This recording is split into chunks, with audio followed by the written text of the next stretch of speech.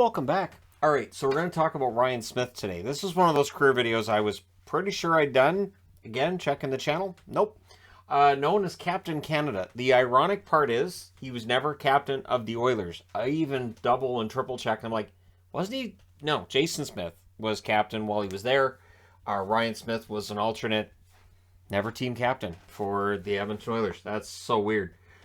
So he's the number 6 pick in 1994. Now, interestingly enough, in the 1994 draft, the Oilers had 2 picks in the top 6.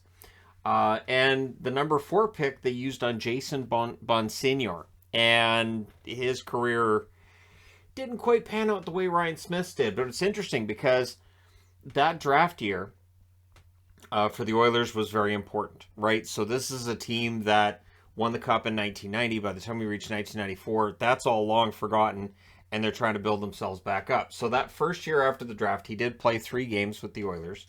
No points recorded. 95-96 plays 48 games, 2 goals, 8 assists, or 2 goals, 9 assists, I should say, and 11 points. So both Smyth and Bonsignor are being seen as kind of flops. This isn't what, the Oilers, if they're going to get back into contention, they need to draft better.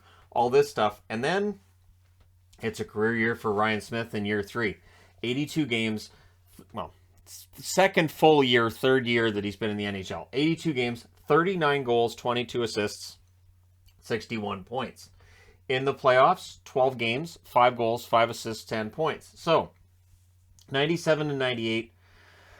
In terms of playoffs, the Oilers, there's nothing expected of them, but they do manage to get out of the first round both years, and that's seen as a huge accomplishment, and rightfully so.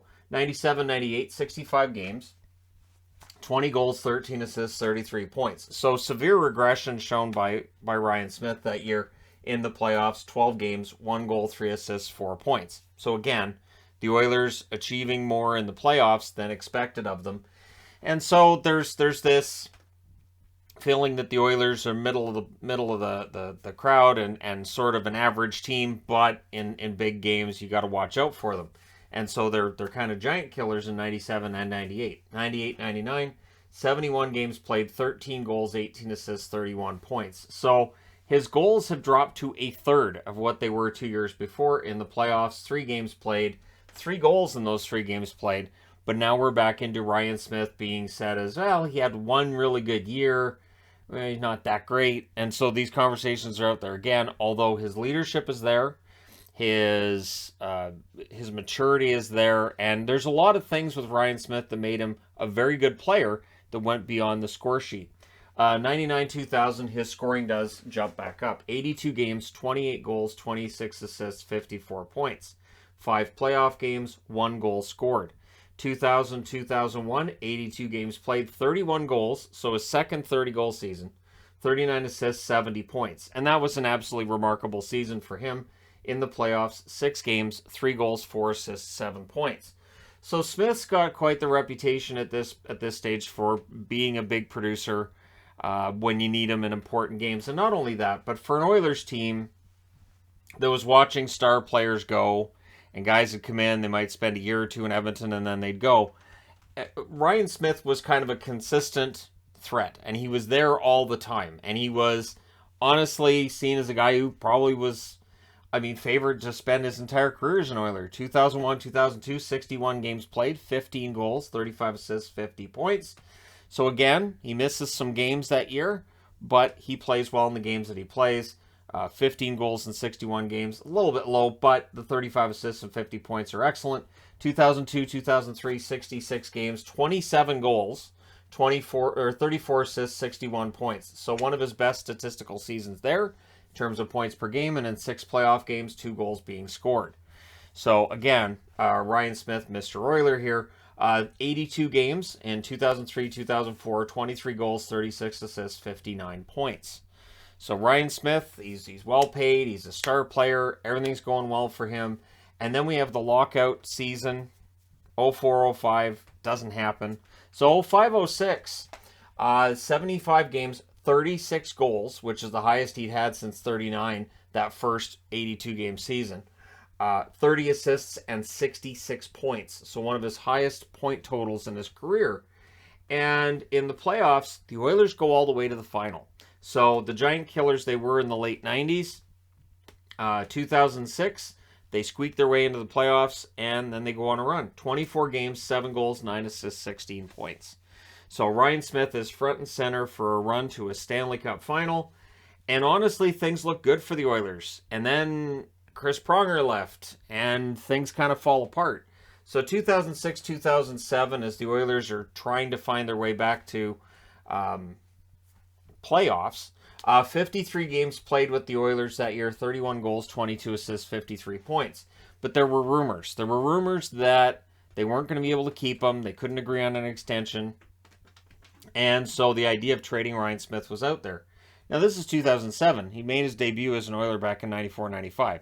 It wasn't seen as something that we thought should happen, but it does happen. So that's also the year that he played in the All-Star game as an Oiler. And then February 27th, he's traded. He's traded to the New York Islanders for a 2007 first, which became Alex Plant, Robert Nilsson, and Ryan O'Mara. So this is a trade that in no way is won by the Oilers. However, it is a pure rental. He goes to the New York Islanders, 18 games, 5 goals, 10 assists, 15 points, helps them make the playoffs. And of course, famously, when he left the Oilers to go to the Islanders, it was a tearful press conference. And understandable. I mean, he was in Edmonton for a long time, and likely up until the end figured he was going to be an Oiler for the rest of his career. But it had to be frustrating, and upsetting. And at the same time, an opportunity to go to the Islanders and maybe win something. In the playoffs, 5 games, 1 goal, 3 assists, 4 points. He does not stay with the New York Islanders. On July 1st, what I had expected, I remember at the time thinking, he's just going to go back to the Oilers anyways. The tears that he's shedding for leaving the Oilers, they're going to get together in July. They're going to figure this out, and he's going to end up back in Edmonton. He did not. July 1st of 2007, he signed as a free agent with the Colorado Avalanche, which surprised the bejeepers out of me. I didn't see that coming. So, 55 games played that first year with Colorado, 14 goals, 33 assists, 37 points. He plays 8 playoff games, 2 goals, 3 assists, 5 points. 2008-2009, 77 games, 26 goals, 33 assists, 59 points. So consistent effort. Again, leadership, you've got that veteran role, but the Avalanche looking to get a little bit younger, and the Kings looking to build themselves up as they're getting into contention too. July 3rd, the Colorado Avalanche trade him to LA. He is traded for a 2010 fifth-round pick, Tom Preissing, and Kyle Quincy going the other way. So he goes to the Kings, and again, if he's on the market, the Oilers didn't make the call. So with the Kings, which looked even weirder than seeing him in Oilers or Avalanche garb, because the Kings are in the same division, 67 games in 2009-2010, 22 goals, 31 assists, 53 points. Consistent production no matter where he is. In the playoffs, 6 games, 1 goal, 1 assist, 2 points. 2010-2011, a year before the Kings would win a Stanley Cup, Ryan Smyth, 82 games, 23 goals, 24 assists, 47 points. So his points have come down, but he's still producing pretty well. In the playoffs, 6 games, 2 goals, 3 assists, 5 points. And then he's traded again. So June 26th of 2011, he's traded back to the Oilers in exchange for a 2012 7th-round pick and Colin Fraser. So he goes back to Edmonton. About time. But he's not the same player he was when he left Edmonton either, right? 82 games in 2011-2012, 19 goals, 27 assists, 46 points. No playoffs, 2012-2013, 47 games, 2 goals, 11 assists, 13 points. So rough season. That is a lockout shortened season, thus the 47 games out of 48 being played. But yeah, 2 goals, that is a rough season for him. And then in 2013-2014, what would be his final season in the National Hockey League? 72 games, 10 goals, 13 assists, 23 points.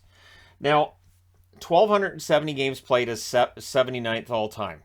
And a lot of that, of course, is with Edmonton. 386 goals, 456 assists, 842 points. In the playoffs, 93 games. Sadly, he doesn't win a Stanley Cup in his career. 28 goals, 31 assists, 59 points. Now, he does win a lot of trophies and medals outside the National Hockey League. So 2010 and 2004 wins gold at the World Championship. 2005 wins silver. 2004, he also wins World Cup gold, representing Canada. 2002, he wins Olympic gold, representing Canada. 1995, gold at the World Junior Championships. And 2012, he gets gold at the Spengler Cup. So, that's a lot of gold for a guy who becomes known as Captain Canada, for being captain of Team Canada. And again, it's weird that he's that, but he's not a captain of the Oilers. That just bewilders me. Also, something while I was putting all this together, I am also going to add my voice to other Oiler blogs and sites that have stated that it doesn't seem right that Ryan Smyth's number 94 has not been retired by the Edmonton Oilers. Because at a time when they were having trouble with attracting superstars and keeping superstar players, this was a guy who was willing to stay with the Oilers. He made his money. He made good money. But he stayed with the Oilers. And he never complained. When the team was, down and out and the team wasn't very good, there wasn't a lot of complaining at all that I ever heard from Ryan Smyth, if any at all. And so, he was a real true team player. He was a leader. Again, surprised he wasn't captain, but I do remember, Jason Smith was captain for quite a while there. And I think Ryan Smyth was kind of, not you can't have co-captains exactly. I mean, you kind of can. But it always felt like Ryan Smyth was the leader at points in time anyways. So, yeah, I mean, good long career. And what's up, Edmonton? Retire his number already. Ryan Smyth was really, honestly, never should have left the Oilers in the first place. It's still surprising looking back all these years later that he ended up with the Islanders for that stretch run. I'm really surprised that they weren't able to come up with a long-term extension for him and keep him in Edmonton his whole career. But he did have a good career. He did go through other teams, and he produced wherever he went. And again, there was no complaints if he went to a team and they weren't doing very well.